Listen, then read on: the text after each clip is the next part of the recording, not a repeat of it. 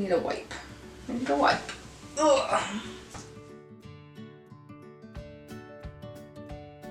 Hi, I'm Kate and welcome to my channel. So I've been doing product rankings like every 2 months worth of new products that I'm trying and ranking those products. But my favorite kind of content to watch is eyeshadow palettes, so I thought why not do a separate video where I rank like the last 10 palettes that I've tried. I got this idea from watching Beauty Bean, Betty Jean on YouTube, and while I know these won't be as frequent for me as for other creators, I thought I would try it. So I'm ranking the last 10 eyeshadow palettes that I've tried. Now, since these 10, I did just purchase the new Nomad palette and I've grabbed 1 or 2 others as well. So those will be included in my next video.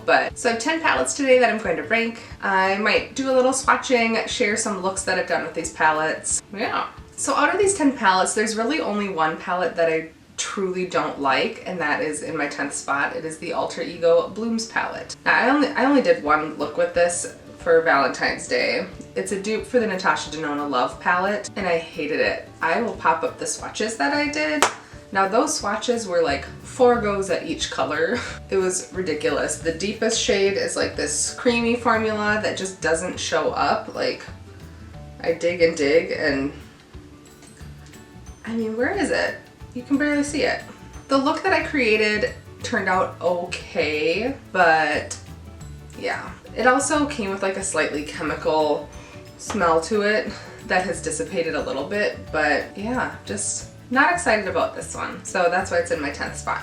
Alright, in my 9th spot is the newest of all of these palettes. Now, when I saw this color story, I thought it looked really fun and unique, and it was only 6 pans, so I picked it up. It is from Fatal Beauty. This is the Frankenslay palette. Now they came out with a whole collection. I think there's like 6 little 6-pan palettes. But I was drawn to this one with that neon green, the teal, the grays, that really pretty iridescent glitter. So one look I did recreated the look that is on the front. But what I found doing that look is that the black shade is really hard to keep in place. Like it just kept, I tried to blend it out and it just kind of went everywhere. The teal did not have staying power on me. I did a halo eye look that I really liked, but by the end of the day you couldn't see the teal anymore. I did do a purple look with like a teal lower lash line, and that one wore really well. I will link my video down below using, I think I have a video on most of these palettes, so I'll link those below.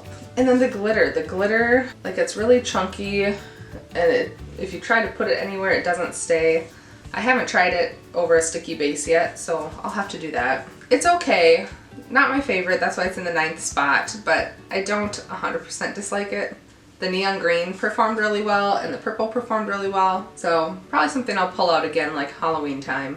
Right, in the 8th spot is a palette that sparked quite a bit of controversy, and it is the Nomad Shanghai palette. Now, I'm not going to address the controversy in this video, but it is in my 8th spot. I really dislike the packaging. Like, I think it looks pretty, but it's just inconvenient having the 2 sides open. The matte side over here, you know, they are very light mattes, but it is the beautiful Nomad formula that I love, just very soft and plush. The shimmers are really pretty. I will, again, link the video down below that I did using like the green, teal, blue, and yellow shimmers. I like to pull this out when I need like a pop of a certain color shimmer, because this kind of has every color in the rainbow that you need for a shimmer, and it's a beautiful formula.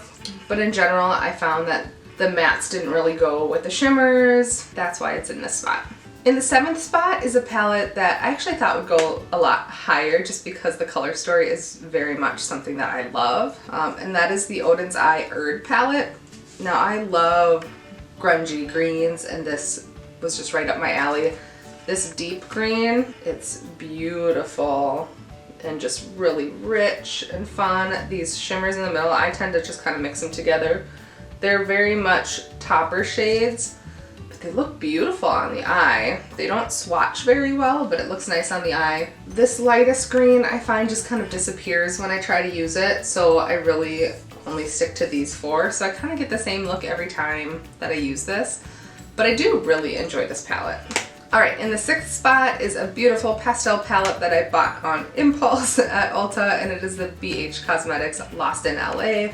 This is definitely an unexpected favorite. Like, yes, it's in the 6th out of 10, but I really, really like all of these palettes, other than kind of the top two, or the bottom two. But the mattes in here are beautiful. I've done some really fun looks like creating different shapes with this and playing around with different combinations of colors. Kind of my unexpected favorite shade is Sunset Boulevard, which is this kind of melon pink to peachy orange. Like, it's just a really unique shade, and I really, really like this palette. All right, and in the 5th spot is the only like true all neutral palette that I picked up in these last 10, and it is from Nabla. It is the Side by Side palette. I featured this one in my best bridal palettes video. I was wearing it, and if I were to get married now, this is for sure what I would wear. This is just beautiful. The mattes perform beautifully. The shimmers are really stunning. You can go really bold, you can go really soft, and you have such a variety of neutrals. You have some cool tones, you have warm tones, you have true neutrals. If you're looking for a good neutral palette, this is fantastic. All right, in the 4th spot is the other palette that I picked up from Odin's Eye, and I didn't think I would like this one as much as I do. It is the Verdandi palette. Now, I don't do a lot of warm tones, but I love this palette. I think when I wear this palette, I get more compliments than any other days on my makeup, and I will use every single shade in this palette. The brown shimmer I don't like that much, but the middle shimmer, again, I just kind of swipe and mix them together. I don't know how well that really swatches, but on the eye it is so pretty. And the way that kind of these orangey tones work with the brown, I love this palette. All right, we've made it to the top 3. So in the 3rd spot is what I'm actually wearing today. See if you can guess what it is. Now, I probably should have worn what I have in my number 1 palette. However, ColourPop just released like the look of their neon palettes yesterday, and oh, the disappointment on the internet for that. So I thought I would pull out some neons and create a look today with the Moira Garden of My Mind palette. Now, I don't know, I'm assuming the ColourPop ones are like $10 a piece, which means to get the 3 small palettes it would be $30, and you get 1 neon in each palette, okay? Right, so 10, 20, 30, $30 for 3 neons and a bunch of neutrals. This palette is $17. Come on. If you want neons, this is where it's at. So today I used the really rich purple neon in the crease, and then on the lid I have the bright yellow into the orange, blended out with a little bit of the kind of reddy orange neon. This is amazing. Now, there is this teal shimmer. It's the only shimmer in the palette, and it swatches so pretty. But on the eye, it's eh. However, the rest of it is matte, and I have done such a variety of looks with this palette. I think I'm up to, I think after today, like 16 looks with this palette.